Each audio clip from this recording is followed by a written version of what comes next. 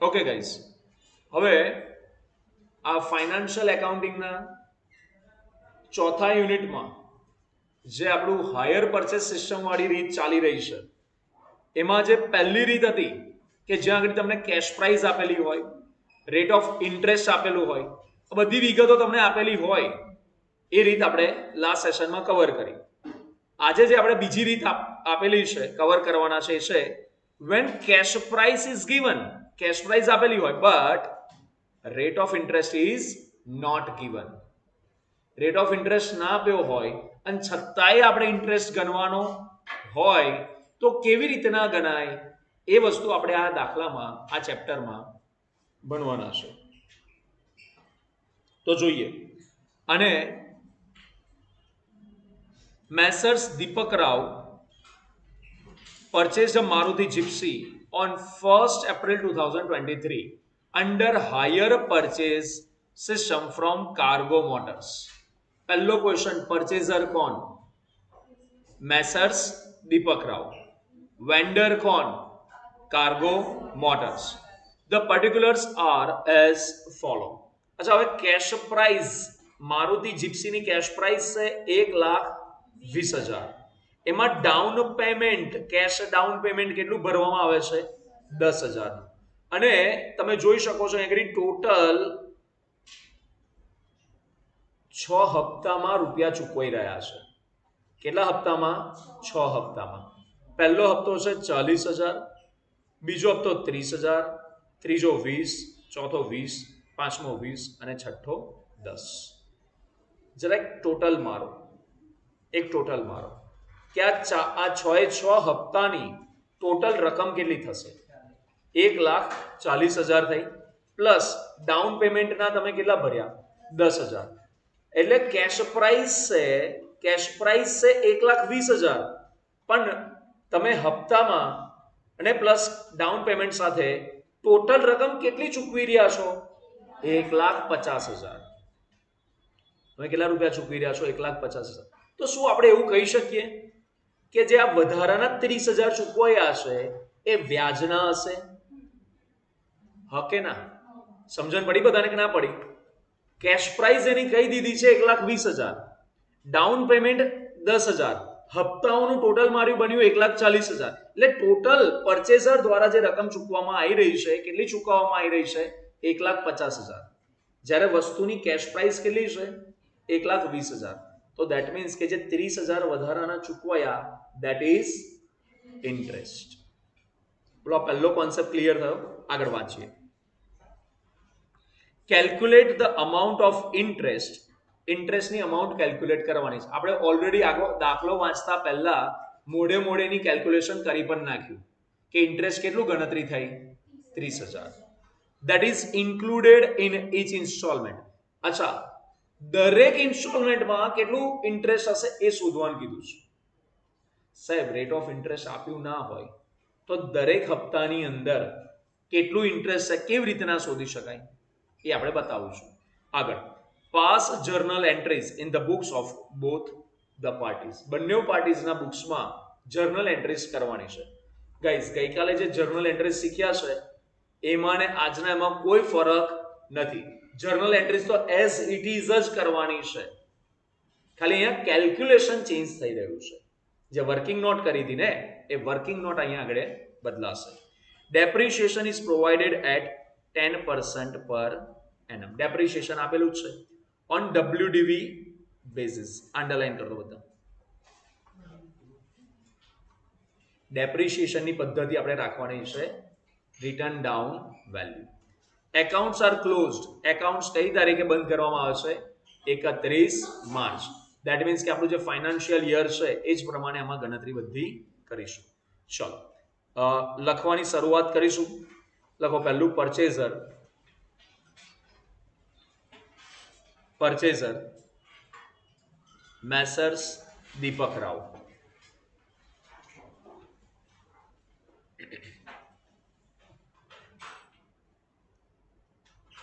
પછી લખો vendor cargo motors. એના નીચે પરચેઝરની નીચે એસેટ એસેટ કઈ આપણે પરચેસ થઈ રહી છે? મારુતિ જીપ્સી. અને કઈ સિસ્ટમથી પરચેસ કરી રહ્યા છે? Higher purchase system. જનરલી આ બધી વસ્તુ આપણને આપેલી જ હોય.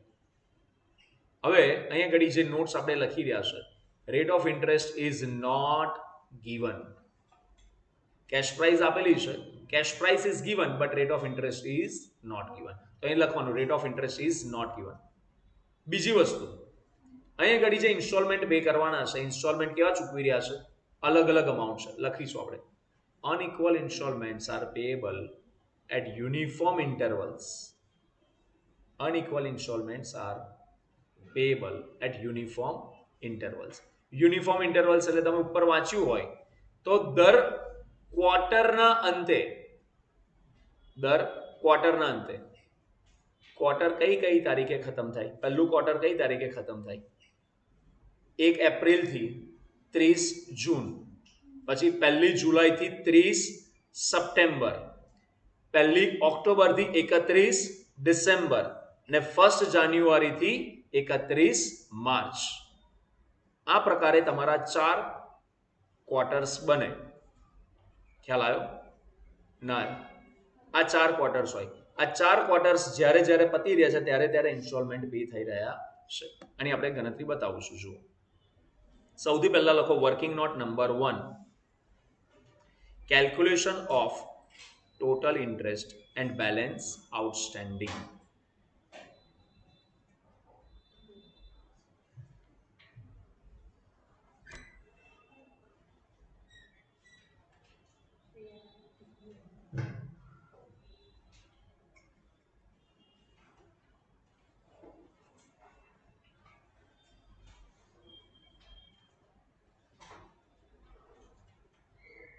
લખો એના નીચે હાયર પરચેસ પ્રાઇસ બરાબર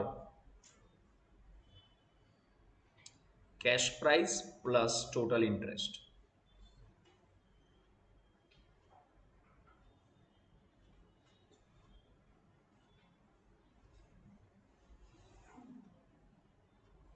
હવે પહેલામાં પહેલો પ્રશ્ન આપણને એ થાય કે સાહેબ કેશ પ્રાઇસ તો 1,20,000 આપેલી છે, પણ ટોટલ ઇન્ટરેસ્ટ આપણને આપ્યું નથી. એ તો હમણાં આપણે ગણતરી કરી એટલે આપણને ખબર પડી કે 30,000 છે, બાકી આપણને ખબર પડવાની નથી. લખો એના નીચે એક લાઈન છોડી દો,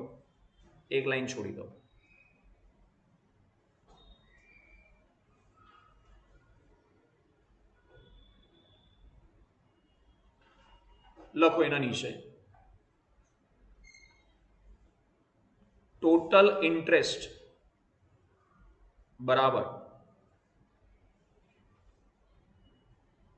higher purchase price minus cash price.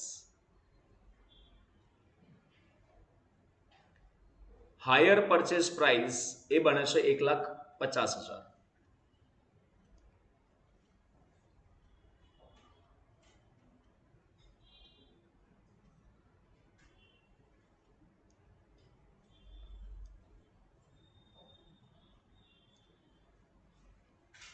હવે આ કેવી રીતના રકમો બની? 1,50,000 કેવી રીતના બન્યા? તો જો 10,000 રૂપિયા શેના હતા? ડાઉન પેમેન્ટના હતા. પછી ફર્સ્ટ ઇન્સ્ટોલમેન્ટના કેટલા રૂપિયા હતા? 40,000 plus 30,000 plus 20,000 plus 20,000 plus 20,000 plus 10,000. બોલો, કોઈ કન્ફ્યુઝન આ બાબતમાં? 100%.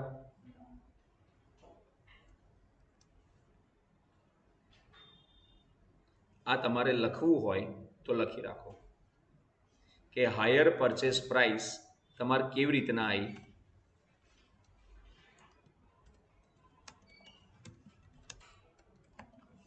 આ લખી રાખો બધા.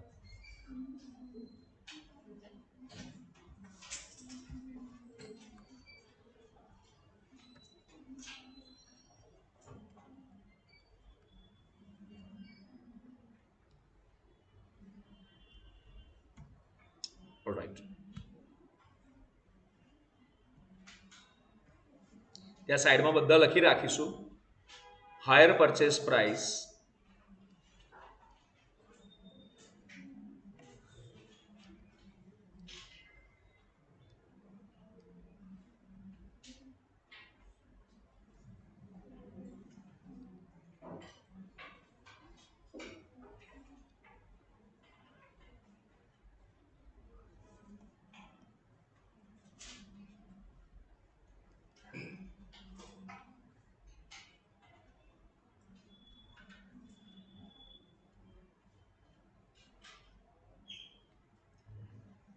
ચલો ગાઈસ આગળ વધીએ.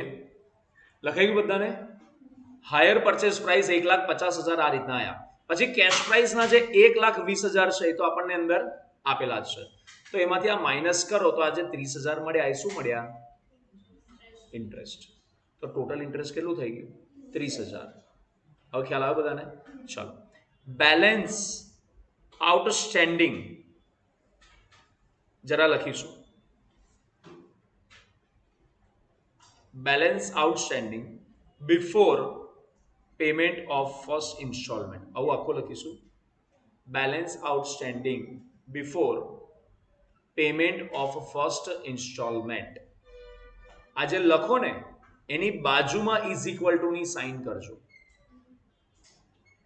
Balance outstanding before payment of first instalment એની બાજુમાં આ લખવાનું છે. જો is equal to hire purchase price minus down payment.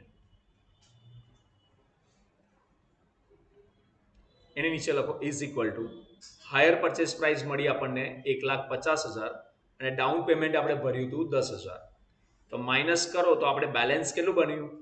1,40,000. Clear? આ આપણને કઈ કઈ વિગતો મળી? ટોટલ ઇન્ટરેસ્ટનું ખબર પડી ગઈ અને ઇન્સ્ટોલમેન્ટ ચૂકવતા પહેલા કેટલું બેલેન્સ બની રહ્યું છે એ આપણને જાણકારી મળી. લખો એની નીચે working note number 2. Working note number 2 calculation of interest. જો અહીં ધ્યાન આપીશું. ઇન્સ્ટોલમેન્ટ 1 તે વખતે આપણી પાસે કેટલું બેલેન્સ આઉટસ્ટેન્ડિંગ છે? 1,40,000. ઓકે. એમાં આ બાજુમાં બધી જે કેલ્ક્યુલેશન આપ્યું છે ને હમણાં કશું જ નહીં કરવાનું. આ બધું કેલ્ક્યુલેશન આપણે પછી કરીશું. પહેલો જે ઇન્સ્ટોલમેન્ટ આપણે ચૂકવ્યો તો પહેલો ઇન્સ્ટોલમેન્ટ કેટલાનો છે આપણે બોલો તો? 40,000 છે. તો મને એમ કહો સેકન્ડ ઇન્સ્ટોલમેન્ટ જ્યારે આપણે પે કરવા જઈશું ત્યારે કેટલું બેલેન્સ વધશે? તો કે 1,40,000 હતા એમાંથી 40,000નો ઇન્સ્ટોલમેન્ટ ફર્સ્ટ ઇન્સ્ટોલમેન્ટ ચૂકવાઈ ગયો. તો હવે સેકન્ડ ઇન્સ્ટોલમેન્ટ વખતે કેટલા રૂપિયા આઉટસ્ટેન્ડિંગ બોલતા હશે? 1,00,000. આ ખબર પડી. હવે જ્યારે ત્રીજો ઇન્સ્ટોલમેન્ટ ચૂકવવા બેસીએ છે ત્યારે બેલેન્સ હતું 1,00,000 અને સેકન્ડ ઇન્સ્ટોલમેન્ટ કેટલા રૂપિયાનો ચૂકવાયો? 30,000નો. તો હવે બેલેન્સ કેટલું વધ્યું હશે? 70,000. ચોથો ઇન્સ્ટોલમેન્ટ ચૂકવવા બેસીએ ત્યારે બેલેન્સ હતું 70,000. તો ત્રીજો ઇન્સ્ટોલમેન્ટ કેટલાનો ચૂકવાયો હતો? 20,000નો. તો બેલેન્સ કેટલું બન્યું હોય? 50,000. પાંચમો ઇન્સ્ટોલમેન્ટ ચૂકવતી વખતે બેલેન્સ હતું 50,000. ચોથો ઇન્સ્ટોલમેન્ટ કેટલાનો ચૂકવાયો? 20,000નો. ત્યારે બેલેન્સ કેટલું બને? 30,000. અને લાસ્ટ જ્યારે છઠ્ઠો ઇન્સ્ટોલમેન્ટ ચૂકવવા બેસીએ ત્યારે બેલેન્સ હતું 30,000 અને પાંચમો ઇન્સ્ટોલમેન્ટ આપણે ચૂકવ્યો તો 20,000નો. તો બેલેન્સ કેટલું બન્યું હોય? 10,000. અને તમારે જો ધ્યાનમાં હોય ને તો છઠ્ઠો ઇન્સ્ટોલમેન્ટ 10,000નો જ છે. ખબર પડી કે ના પડી? હવે શું કરવાનું? આ જે વસ્તુ છે ને આને આનો રેશિયો કાઢવાનો. આ જે રકમો આવી ને બેલેન્સ આઉટસ્ટેન્ડિંગનો રેશિયો કાઢીશું. જો આ બધામાં 4 મીંડા કોમન નીકળે એવા છે કે નહીં? હા કે ના? બધામાંથી 4 મીંડા કોમન કાઢી લીધા. તો અહીંયા આગળ તમારો આગળનો રેશિયો બન્યો. કયો રેશિયો આગળનો બન્યો? 14. 14:7:5:3:1 ના રેશિયોનું ટોટલ માર્યું તો બન્યું 40. મતલબ જ્યારે જ્યારે આપણે હપ્તા ચૂકવ્યા છે ને તેમાં જે પેલું 30,000નું જે ઇન્ટરેસ્ટ આપણે ગણ્યું ને એ ઇન્ટરેસ્ટ આ રેશિયોમાં આપણે વહેંચી દેવાનું. શું બોલ્યો? જે 30,000 ટોટલ ઇન્ટરેસ્ટ છે ને એ ઇન્ટરેસ્ટને આ હપ્તા આ જે ઇન્સ્ટોલમેન્ટ જે છે ને મળ્યું ને એનો રેશિયો એ રેશિયોના પ્રમાણમાં આપણે વહેંચી દેવાનું.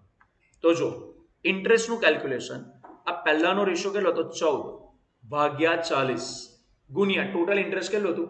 30,000 ઇન્ટુ 30,000. તો પહેલા હપ્તામાં જે વ્યાજની અમાઉન્ટ છે કેટલી બની? 10,500. આ રીતના બીજા ઇન્સ્ટોલમેન્ટ વખતે એનો રેશિયો છે 10/40 એને ગુણ્યા 30,000. તો એમાં ઇન્ટરેસ્ટ કેટલું મળ્યું? 7500. પછી 7/40 ગુણ્યા 30,000 એટલે 5,250. ચોથામાં 5/40 ગુણ્યા 30,000 એટલે 3,750. 3/40 ગુણ્યા 30,000 એટલે 2,250 અને 1/40 ગુણ્યા 30,000 એટલે 750.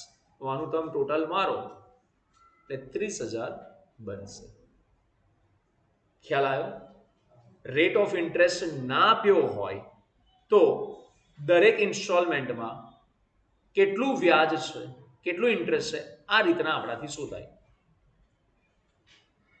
આ શોધવા માટે હું રિપીટ કરું છું, પહેલા આપણે શું શોધી નાખ્યું?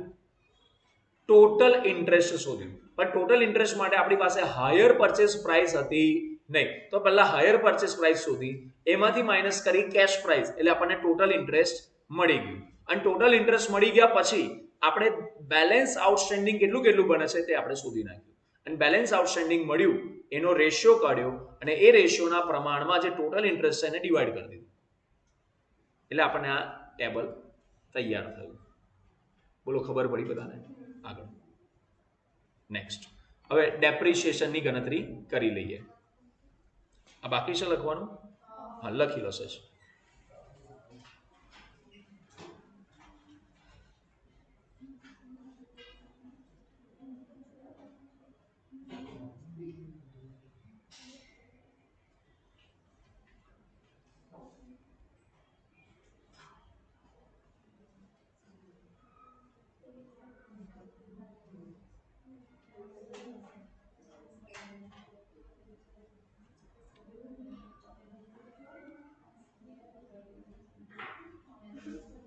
ચલો આગળ વધીએ. Working note number 3, calculation of depreciation. આમાં કોઈ કશું નવું આપેલું નથી. જે નોર્મલી આપણે ડેપ્રિશિએશન ગણીએ છીએ એ જ પ્રમાણે ગણીશું. કઈ તારીખે પરચેસ કર્યું છે? 1/4/23. કેશ પ્રાઇસ કેટલી હતી? 1,20,000. પણ સાહેબ હાયર પરચેસ પ્રાઇસ તો 1,50,000, આપણે તો ટોટલ 1,50,000 ચૂકવીએ છીએ. ગાઈઝ, જ્યારે મેં તમને સમજણ પાડી હતી હાયર પરચેસ અને ઇન્સ્ટોલમેન્ટ સિસ્ટમમાં શું ડિફરન્સ છે, ત્યારે મેં તમને સમજાવ્યું હતું. વસ્તુ ખરીદી સાથેનો, મિલકત ખરીદી સાથેનો જો ખર્ચો છે ને, તો મિલકતની કિંમતમાં પ્લસ કરવાનો. જેમ કે આપણે અહીંયા જીપ્સી ખરીદી છે, બરાબર? તો જીપ્સીને ફોર એક્ઝામ્પલ એક જગ્યાએથી બીજી જગ્યાએ લઈ જવાનો, અથવા તો એના પર આપણે ડેન્ટિંગ પેન્ટિંગ કરાવવાનો ખર્ચો. ઇન શોર્ટ, આવો ખરીદીની સાથે કોઈ, ફોર એક્ઝામ્પલ એનો ઇન્સ્યોરન્સ આપણે લીધું ખરીદી વખતે, એનું આપણે આરટીઓ નું જે ચાર્જીસ હતા એ ચૂકવ્યા, તો આ બધું શેમાં ઇન્ક્લુડ થઈ જશે?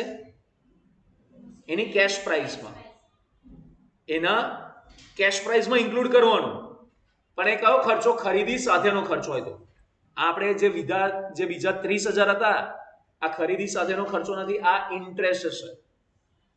સમજાયું તું? ઇન્ટરેસ્ટ પર ક્યારે ડેપ્રિશિએશન ગણવામાં આવતું નથી. એટલા માટે અહીંયા કેશ પ્રાઇસ 1,20,000 રૂપિયા આપણે ધ્યાનમાં લઈ રહ્યા છીએ. 31/3/24 ડેપ્રિશિએશન 10% કરો તો કેટલા બને? 12,000. અને 31/3/25 ડેપ્રિશિએશન 10% ગણો તો કેટલા બને? 10,800. તો રિટર્ન ડાઉન વેલ્યુ અહીંયા આગળ રિટર્ન ડાઉન વેલ્યુ બની હતી 1,08,000 અને પછી રિટર્ન ડાઉન વેલ્યુ બને છે 97,200. સાહેબ અહીંયા 31/3/25 સુધી તમે કેમ લીધું? બધાના માઇન્ડમાં પ્રશ્ન આવવો જોઈએ, બરાબર? કારણ કે આપણે બધા અહીંયા ધ્યાન આપો, રકમ પર બધા જતા રહીશું. તમે જીપ્સી કઈ તારીખે ખરીદી છે? બરાબર? અહીંયા જુઓ, આ 1/4/23 ખરીદી છે, બરાબર? એમાં તમે પહેલો ઇન્સ્ટોલમેન્ટ ક્યારે ચૂકવ્યો? At the end of first quarter, એટલે 30/6 તમે પહેલો ઇન્સ્ટોલમેન્ટ ચૂકવ્યો છે, 30/6/23. પછી સેકન્ડ ક્વાર્ટરનો જે ઇન્સ્ટોલમેન્ટ છે કઈ તારીખે ચૂકવાયો હશે? 30/9/23. અરે હા કે ના? કારણ કે સેકન્ડ ક્વાર્ટર કઈ તારીખે પતે? 30/9 ત્રીજું ક્વાર્ટર ચાલુ થાય 1/10 અને એ પૂરું થાય 31 ડિસેમ્બર. એટલે ત્રીજું ક્વાર્ટર કઈ તારીખે પતે? 31/3 સોરી માય મિસ્ટેક 31/12/23 અને જે ચોથું ક્વાર્ટર છે કઈ તારીખે પતશે? 31/3/24. પછી પાંચમું ક્વાર્ટર કઈ તારીખે પતે? 30/6/24 અને આ પતશે 30/9/24. બોલો ક્લિયર થઈ વાત બધાને? તો અહીંયા ઘડી તમે જોઈ શકો છો કયું ફાઇનાન્શિયલ યરમાં આપણા હપ્તા પતી જાય છે? 24-25માં.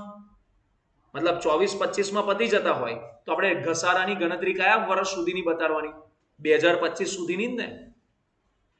અને એ 24-25 નું વર્ષ કઈ તારીખે પતે? 31/3/25. એટલા માટે અહીંયા સુધીનો આપણે ઘસારો ગણી રહ્યા છે. બોલો ક્લિયર થઈ ગઈ વાત બધાને? આ ઘસારાની બરાબર.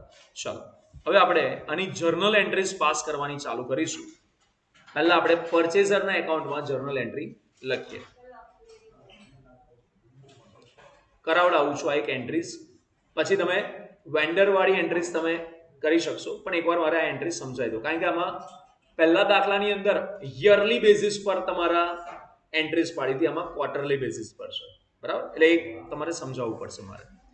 1/4/23 તમે પરચેસ કર્યું છે, તો શું પરચેસ કર્યું છે? આપણે દીપક રાવ તરીકે પરચેઝર તરીકે એન્ટ્રી પાડી રહ્યા છે, તો આપણા માટે મારુતિ જીપ્સી એ માલ ના કહેવાય. શું કહેવાય? એસેટ કહેવાય, મિલકત કહેવાય. તો લખીશું મારુતિ જીપ્સી એકાઉન્ટ ડેબિટ. કેટલા રૂપિયામાં પરચેસ કરીશ? 1,20,000 ટુ કોની પાસેથી?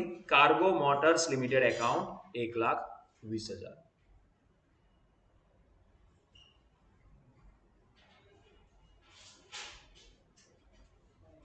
હવે તમે ડાઉન પેમેન્ટના 10,000 ચૂકવ્યા હતા, તો ડાઉન પેમેન્ટ એ જ તારીખે ચૂકવાય જે તારીખે ખરીદ્યું હોય. 1/4/23 ડાઉન પેમેન્ટ ચૂકવો. આપણી પાસેથી રકમ લેનાર કોણ છે? Cargo motors. એટલે તમે ચૂકવો તો એટલા રૂપિયાનું આપણું કાર્ગો મોટર્સ પ્રત્યેનું દેવું ઓછું થાય. તો cargo motors limited account debit 10,000 to bank account credit 10,000.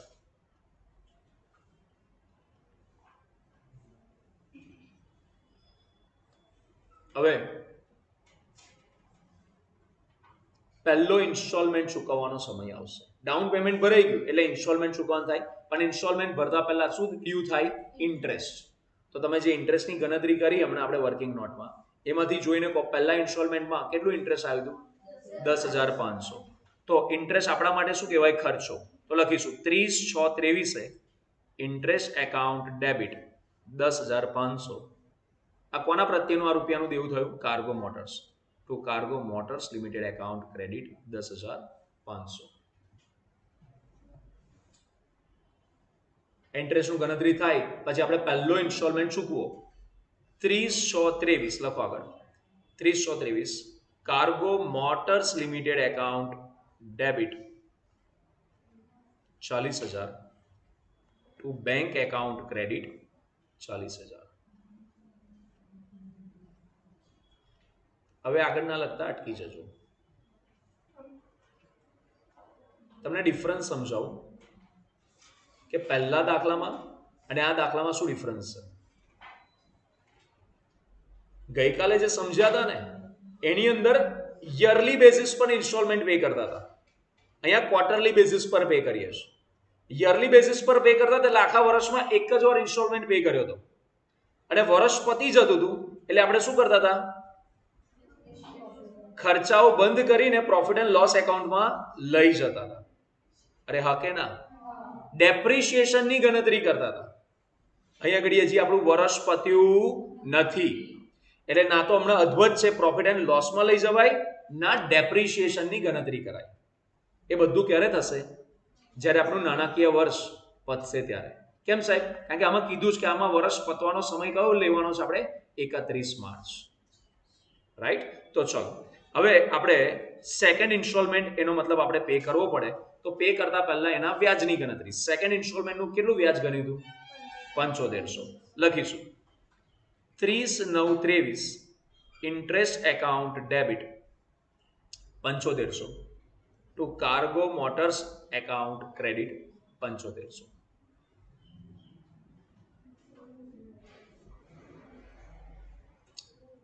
અને સેકન્ડ ઇન્સ્ટોલમેન્ટ જે આપણે પે કર્યો છે એ રકમ છે 30,000. લખીશું 30/9/23 cargo motors limited account debit 30,000 two bank account credit 30,000.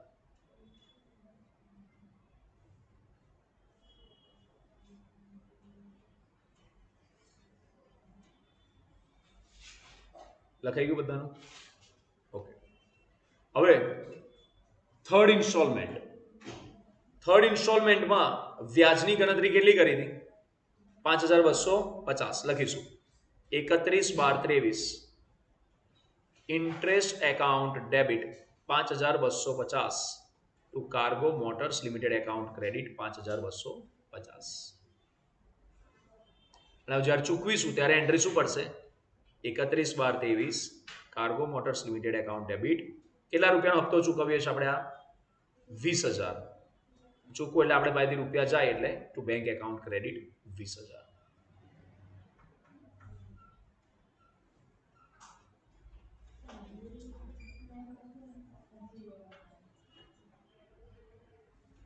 Okay. આગળ હવે થર્ડ ઇન્સ્ટોલમેન્ટ ચૂકવ્યા પછી ફોર્થ ઇન્સ્ટોલમેન્ટ કઈ તારીખે ચૂકવીશું? 31/3. ત્યાં આગળ 24 હોવું જોઈએ. કયું હોવું જોઈએ? 31/3/24 કરી દેજો.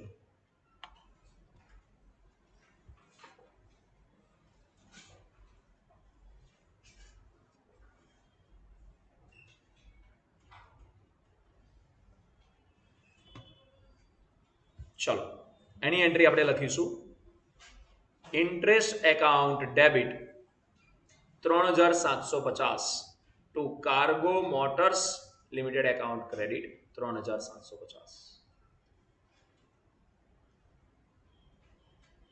અને હવે ઇન્સ્ટોલમેન્ટ તમે ચૂકવો 31/3/24 કાર્ગો મોટર્સ એકાઉન્ટ ડેબિટ 20,000.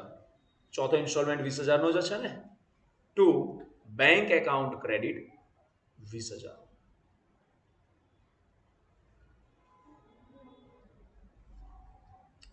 હવે 31/3/24 પહોંચી ગયા એટલે આપણું આ નાણાકીય વર્ષ પૂરું થઈ રહ્યું છે. જો પૂરું થાય છે તો ઘસારાની ગણતરી કરવી પડશે અને જે વ્યાજ ચૂકવ્યું છે જે ઘસારો છે એને પ્રોફિટ એન્ડ લોસમાં લઈ જઈને બંધ પણ કરવું પડશે. તો ચલો પહેલા વર્ષનો ઘસારો કેટલો ગણ્યો હતો આપણે? 12,000. લખો 31/3/24 depreciation account debit 12,000 to Maruti Gypsy account credit 12,000. તમે ઘસારો ગણો તો એટલા રૂપિયાની એસેટ તમારી ઓછી થાય કે ના થાય ભાઈ? એટલા માટે જીપ્સી એકાઉન્ટ ક્રેડિટ સાઇડ પર. હવે બધા છોકરાઓ કેલ્ક્યુલેટર હાથમાં. અત્યાર સુધી આપણે 4 ઇન્સ્ટોલમેન્ટ પે કર્યા. ચારેય ઇન્સ્ટોલમેન્ટના જે ઇન્ટરેસ્ટ છે એનું ટોટલ મારીશું. લખો 10,500 વત્તા 7,500 વત્તા 5,250 વત્તા 3,750 27,000. એટલે આખા વર્ષમાં આપણે જે વ્યાજ ચૂકવીને જે ખર્ચો થયો કેટલો થયો? 27,000. લખો next entry 31/3/24 profit and loss account debit to depreciation account credit 12,000 to interest account credit 27,000.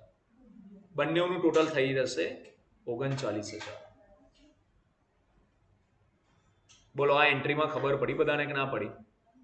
કોઈ કન્ફ્યુઝન? કોઈ શોધવાના બેસતા સાહેબ દાખલામાં 27,000 આપ્યા નથી. એ આપણે ગણતરી મારી બકા. આપણે પહેલા વર્ષમાં 4 હપ્તા જે ચૂકવ્યા ને એ 4 હપ્તામાં કેટલું વ્યાજ ચૂકવ્યું હતું એનું ટોટલ માર્યું એટલે બન્યું આપણે 27,000. ક્લિયર? ચલો એના પછી પાંચમો ઇન્સ્ટોલમેન્ટ 30/6/24 આપણે ચૂકવીશું. લખો interest account debit 2250 to cargo motors limited account credit 2250 અને હપ્તો ચૂકવો એટલે 31/3/24 cargo motors limited account debit 20,000 to bank account credit 20,000. લખાઈ ગયું અહીંયા સુધી બધાને?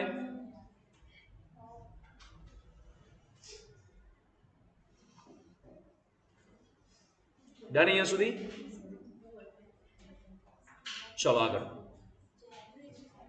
હવે લાસ્ટ ઇન્સ્ટોલમેન્ટ આપણે પે કરવાનો છે. છઠ્ઠો ઇન્સ્ટોલમેન્ટ કઈ તારીખે? 30/9/24 interest account debit 750 to cargo motors limited account credit 750 અને ઇન્સ્ટોલમેન્ટ આવું પે કરી દો. લખો 30/9/24 cargo motors limited account debit 10,000 to bank account credit 10,000.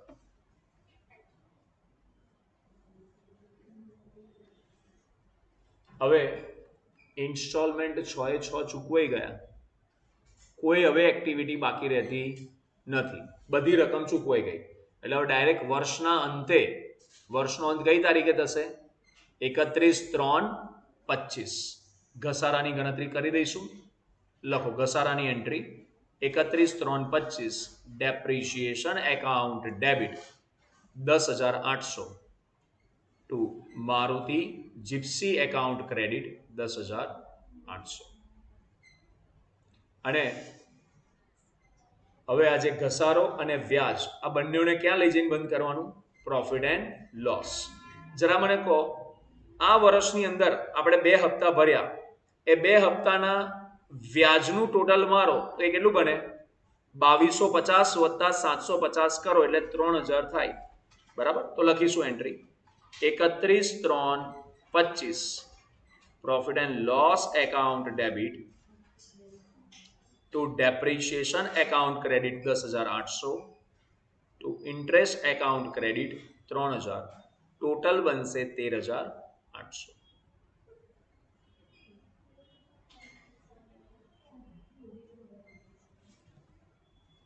આ થઈ ગઈ તમારી પરચેઝર સાઈડની બધી જ એન્ટ્રીઝ કમ્પ્લીટ.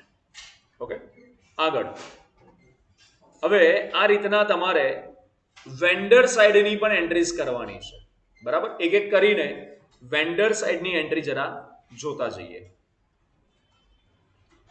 ચલો આપણે 1/4/23 કોને આપણે માલ વેચ્યો? મારુતિ જીપ્સી એ દીપક રાવ માટે એસેટ છે, પણ આપણા માટે વેન્ડર તરીકે આપણા માટે શું કે માલ કહેવાય. એટલે આપણે તો શેની એન્ટ્રી પાડવાની? સેલ્સની. લખીશું પહેલી entry 1/4/23 messrs Deepak Rao account debit 1,20,000 to sales account credit 1,20,000.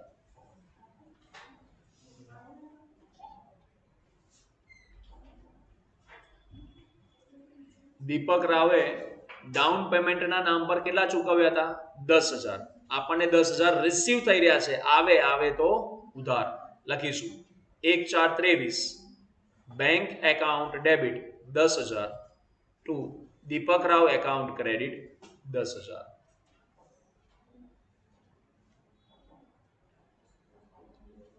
દીપક રાવને વ્યાજ ચૂકવવાનું થઈ રહ્યું હતું, આપણને વ્યાજ મળવાનું થઈ રહ્યું છે. એટલે વ્યાજ આપણા માટે શું કહેવાય? આવક. કોની પાસેથી આ લેણું બની રહ્યું છે? દીપક રાવ. બરાબર? એટલે લેણું બરાબર દેવાદાર કઈ બાજુ આવે? ઉધાર બાજુ. લખીશું આપણે 30/6/23 દીપક રાવ એકાઉન્ટ ડેબિટ. વ્યાજની ગણતરી આપણે કરેલી હતી 10,500 ટુ ઇન્ટરેસ્ટ એકાઉન્ટ ક્રેડિટ 10,500. પહેલો હપ્તો આપણને કેટલા રૂપિયાનો મળી રહ્યો છે? 40,000 નો મળે છે. બરાબર? આપણે એ પહેલા હપ્તાની એન્ટ્રી લખીશું.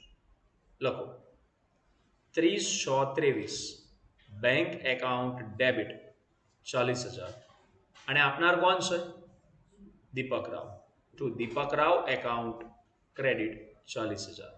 બીજી રીતના પણ જો જોવા જાઓ તો દીપક રાવ પ્રત્યે જે આપણું લેણું હતું એ આપણને એટલા રૂપિયા ચૂકવી દે તો એટલા રૂપિયાનું દેવું લેણું આપણું શું થઈ જાય? ઓછું થઈ જાય અને દીપક રાવનું દેવું ઓછું થઈ જાય. ચલો પછી સેકન્ડ ઇન્સ્ટોલમેન્ટની આપણે જરા વાત કરીએ. 30/9/23. હવે વ્યાજની ગણતરી પહેલા કરવાની. દીપક રાવ એકાઉન્ટ ડેબિટ એની એન્ટ્રી કરીએ 7,500 ટુ ઇન્ટરેસ્ટ એકાઉન્ટ ક્રેડિટ 7,500. વ્યાજની ગણતરી થાય પછી આપણને રકમ મળશે એટલે 30/9/23 bank account debit 30,000 two Deepak Rao account credit 30,000. હવે ત્રીજો ઇન્સ્ટોલમેન્ટ મળવાનો થાય ત્યારે વ્યાજની ગણતરી પ્રમાણે 31/12/23 કેટલું વ્યાજ બની રહ્યું છે? 5,250. એન્ટ્રી મારીશું Deepak Rao account debit 5,250 to interest account credit 5,250. અને એ હપ્તો મળે એટલે 31/3/23 bank account debit 20,000 to Deepak Rao account credit 20,000.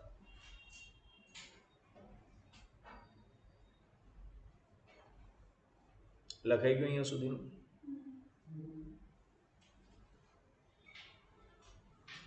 આવી જાઓ બધા મારી સાથે. ડન? ઓકે. અને લાસ્ટ આ વર્ષનો જે ચોથો હપ્તો આપણે મળવાનું છે 31/3/24 વ્યાજની ગણતરી પહેલા થાય.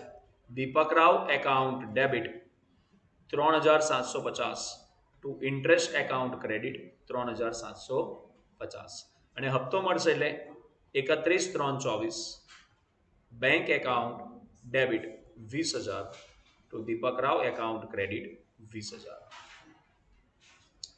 વર્ષ પત્યું છે એટલે જે સેલ્સની એન્ટ્રી આપણે બંધ કરીને કઈ લઈ જવાની? ટ્રેડિંગ એકાઉન્ટમાં. વર્ષના અંતે સેલ્સ બંધ કરીને કઈ લઈ જાઉં? ટ્રેડિંગ એકાઉન્ટમાં. તો આપણે એન્ટ્રી લખીશું 31/3/24 સેલ્સ એકાઉન્ટ ડેબિટ કેટલા રૂપિયાનો માલ વેચ્યો તો? 1,20,000 ટુ ટ્રેડિંગ એકાઉન્ટ ક્રેડિટ 1,20,000.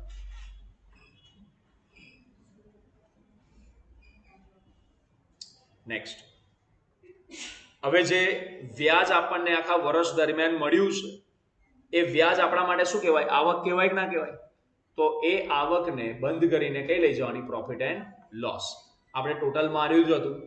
પહેલા વર્ષમાં કેટલું ટોટલ વ્યાજ થયું હતું? 27,000. લખીશું 31/3/24 interest account debit 27,000 to profit and loss account credit 27,000. હવે પાંચમા ઇન્સ્ટોલમેન્ટ પહેલા વ્યાજ કેટલું મળવાનું થઈ રહ્યું? લખો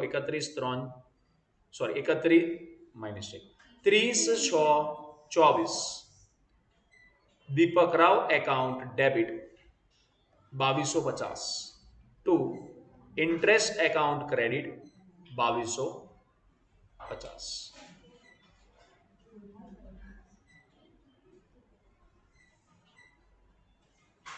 નેક્સ્ટ.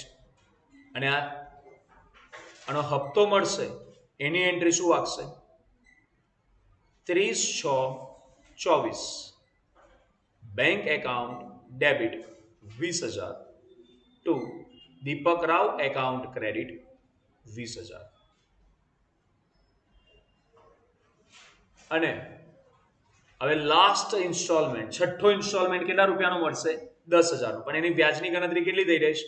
લખો 30/9/24 Deepak Rao account debit 750 to interest account credit 750. અને આ રકમ જ્યારે મળશે આના હપ્તાની તો એની એન્ટ્રી લખીશું 30/9/24 bank account debit 10,000 two Deepak Rao account credit 10,000.